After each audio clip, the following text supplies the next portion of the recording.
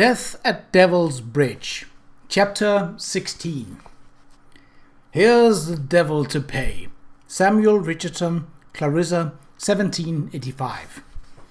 Without speaking, Charles followed Dr. Bassett through the lamplit consulting room and into this tiny surgery more brightly illuminated by hissing gas wall sconces. Albrecht was stretched, grey-faced and motionless on the examining table, his jacket and shirt pulled open. The room was already crowded. Edward Lakin stood stonily at the foot of the table. Beside him stood another younger man with a pale face and staring eyes and an air of suppressed excitement. A grey-haired motherly woman with a cloth and basin was washing Albrecht's bloody chest. Charles looked once at the gaping wound, winced, and turned his face away. Just above the wound was a massive bruise. He had known it would be ugly, but not as ugly as this. From the look of it, the tiller had impacted the driver's chest and snapped. The shaft had pierced the rib cage. "Hello, Ned," the doctor said to Lakin, hastily stripping off his coat. He glanced at the other man. "What the devil are you doing here, Jessup?" "Hot water, please, Hester," he said to the woman. "And my surgical instrument." He began to roll up his sleeves. "Jessup discovered the victim," Lakin said evenly, "in the ravine beneath Devil's Bridge." "The wreckage did not burn," Charles put in. "No, surprisingly enough." "And fortunate," the doctor said, looking down at the man on the table. "Looks like the tiller ran him through." Lakin nodded. "I was summoned, and the two of us brought Albrecht here. I thought Jessup might stay with me until I had the leisure to question him as to the circumstances of the discovery. It was Lord Bradford's motor the man was driving." Jessup seemed to be near bursting with an inward excitement. "Same as the one that—" He stopped and swallowed, and his eyes, bright with the kind of triumph, went rapidly from Lakin to the doctor and back to the man on the table. "Same as the one that didn't kill your father," Bassett laughed, and a harsh, grating laugh. "The devil of a coincidence, wouldn't you say, Lakin? The car rumoured to have frightened old Jessup to death is discovered wrecked by young Jessup. One might almost think there was an invisible hand at work in this affair."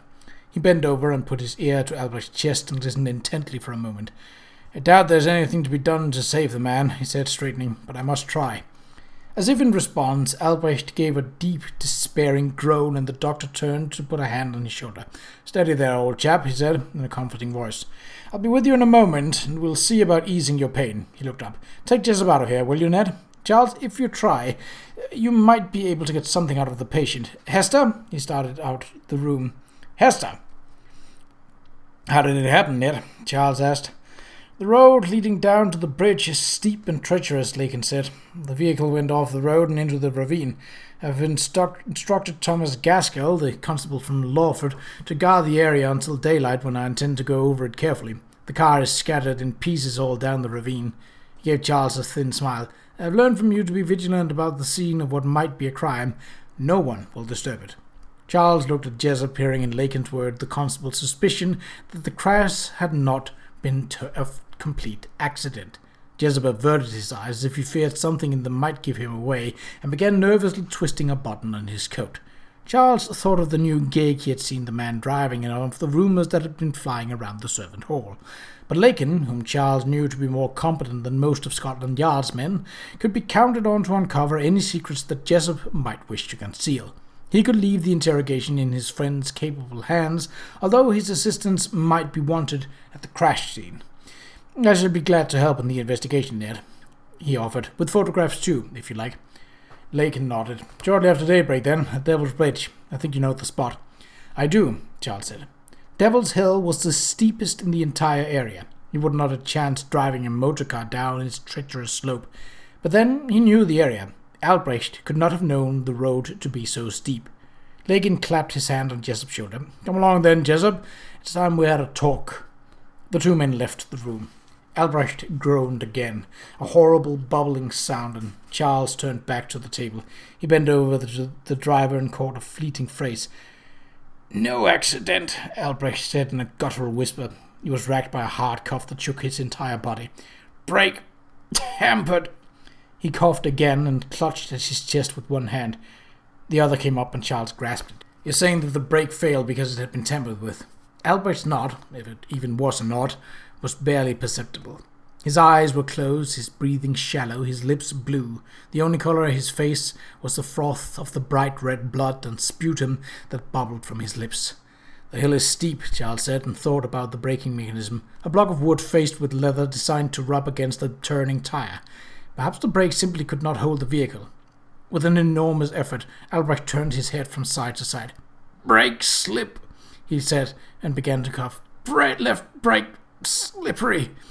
He lifted his hand, and Charles saw that the fingertips bore traces of a greasy substance. Albrecht shuddered. Grasping Charles's hand, he half raised himself, opened his eyes, then with a long, rattling groan, he fell back. The doctor came hurrying into the room, carrying another lamp. Behind him was his nurse with a cloth-covered tray. "You'll probably want to leave, Charles," he said, putting the lamp on the shelf above the examining table. "This will be a bloody business, and—" "The bloody business is ended," Charles said, and straightened. He placed Albrecht's hand on his chest and closed the man's eyes with his fingers. "He's dead."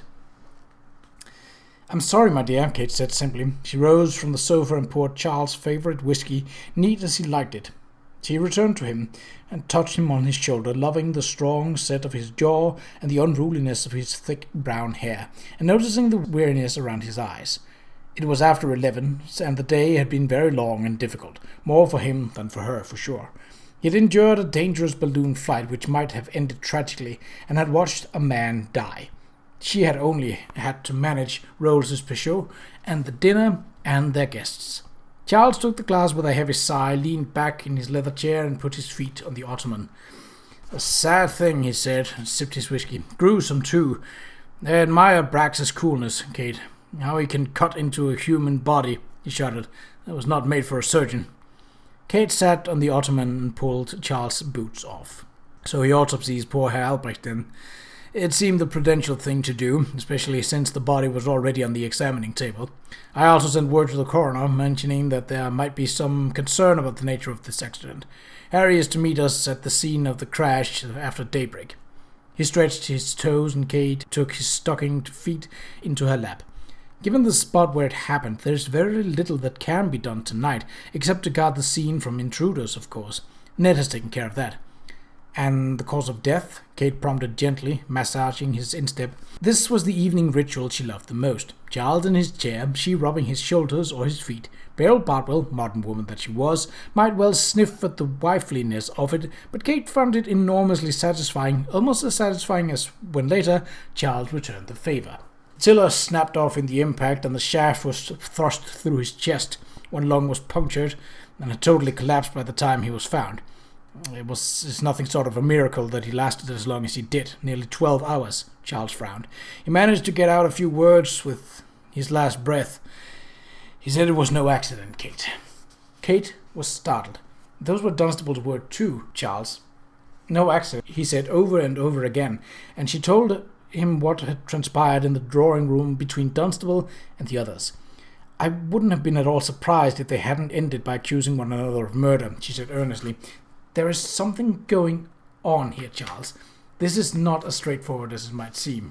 "It isn't straightforward at all," Charles replied. "I have not yet seen the crash scene, but Ned suspects foul play. It was young Jessup who discovered the wreckage, you see. I didn't get an opportunity to talk with Ned because it was urgent that I get what I could from Albrecht. But when I left the surgery, there was a light in the jail. Ned was still interrogating Jessup." Kate regarded him soberly. Jessup? Yes, you could see that logic. The young man had been loud in his claims, for a time at least, that Bradford's Daimler was responsible for his father's death, the very same Daimler that now lay in the ravine beneath Devil's Bridge. If foul play were involved, it was logical to think that Jessup first. Perhaps he had only professed to accept the coroner's ruling of death by natural causes and had been waiting to exact revenge in a craftier, more cunning way, by arranging for the motor car to be involved in an accident, in a spot where a crash was sure to end in serious injury or even death for the driver. And that would not be hard to do, Kate thought, reflecting on her own wild ride in the Peugeot. If a pedestrian had stepped into her path and she had swerved out or tried to brake, the motor car would certainly have tipped over and crashed. The crime would have been nearly perfect for someone on foot, would have left no evidence at the scene of the crime.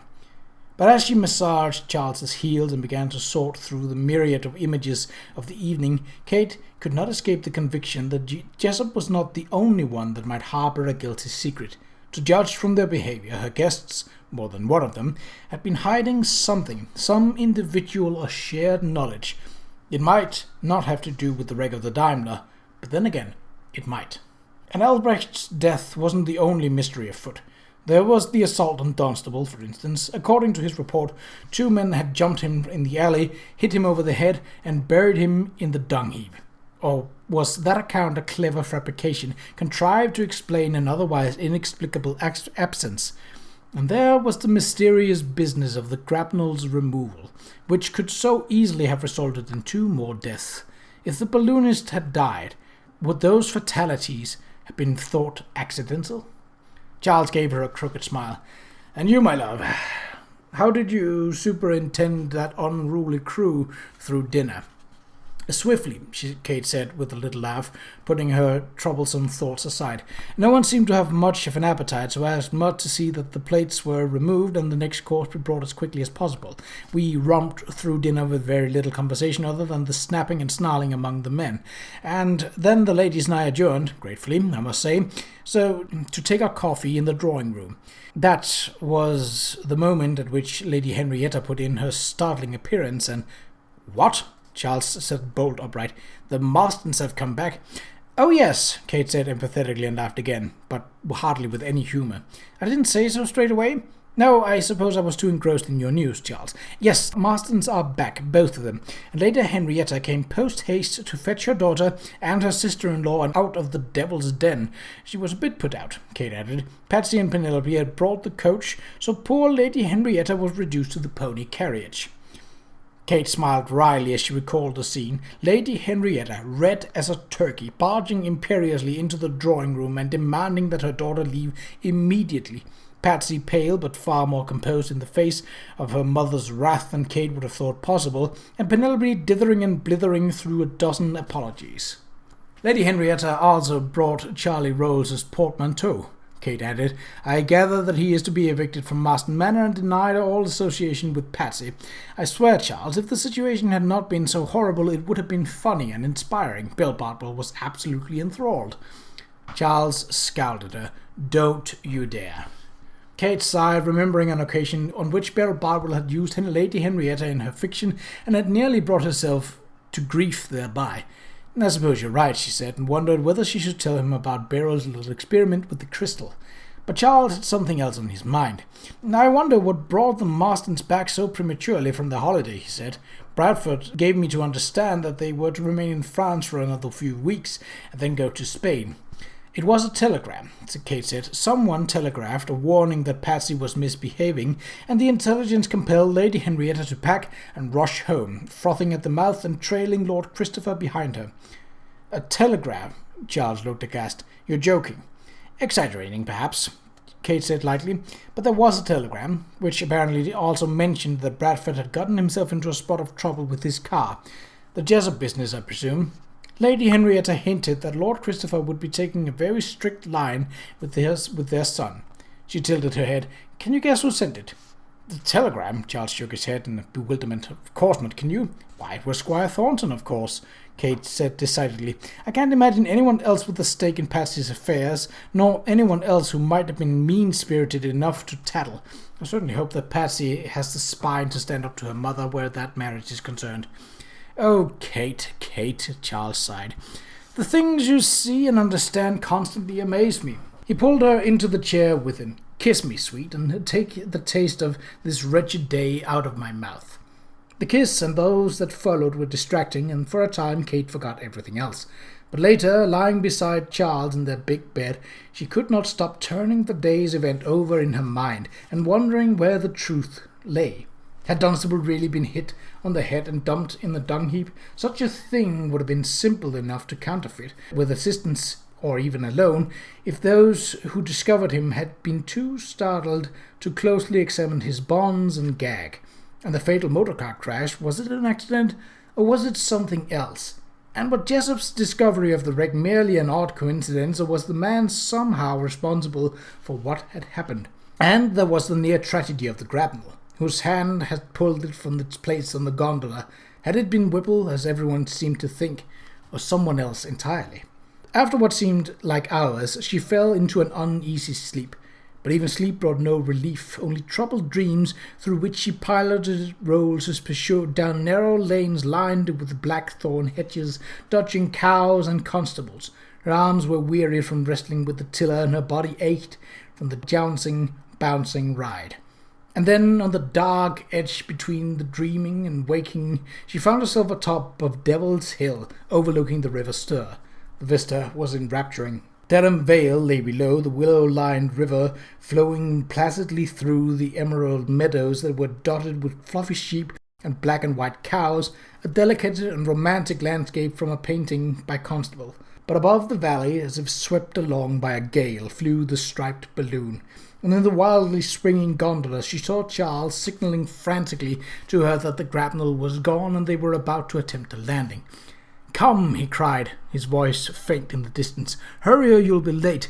Come as fast as you can and bring the grapnel."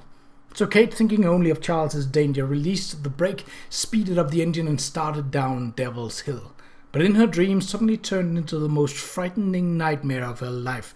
She seemed to be driving down an impossible precipice. The fearsome angle of the descent turned her bones to jelly, and her heart began to pound in a rhythm that matched the motor car's loud chuck-chuck. She gripped the tiller, braced her feet against the curving floorboard, and slowed the engine speed, hoping it would serve as a brake.